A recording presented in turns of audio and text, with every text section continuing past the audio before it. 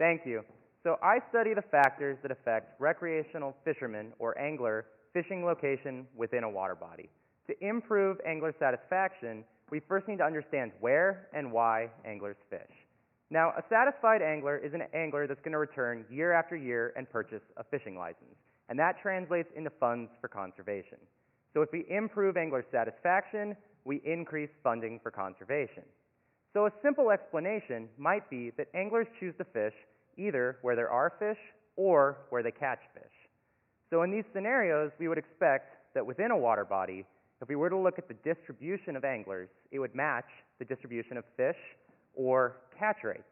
However, multiple studies have shown that even after we take into account differences in skill and an imperfect knowledge of where fish are, anglers do not match the distribution of fish. So instead, I decided to tackle the question of catch rates. And I did this in a put-and-take fishery. In a put-and-take fishery, recreationally sought-after, catchable-sized fish are stocked or put for recreational anglers to take. Now, if you look behind me, to my upper right, you'll see our water body. The darker areas represent where higher rates or more fish per hour were being caught. The lighter areas represent fewer fish per hour. And those blue dots represent where the anglers were during this time. Now, the anglers watched the fish go into the water body, and they're able to watch other anglers on that water body catching fish. So they can use that information on other anglers' catch rates to decide where they want to fish.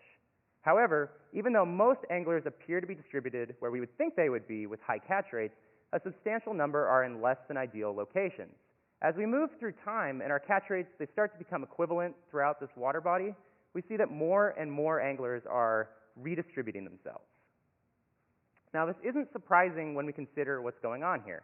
Recreational angling is just that. It's recreation. And the point of recreation is to gain satisfaction. And while it's obviously satisfactory for an angler to catch a fish, it isn't the only factor. Other factors, including fishing in a pleasing aesthetic environment or fishing further away from other anglers to gain a sense of solitude, are also important. Now, each individual angler is weighing these different variables, and they're trying to maximize their satisfaction.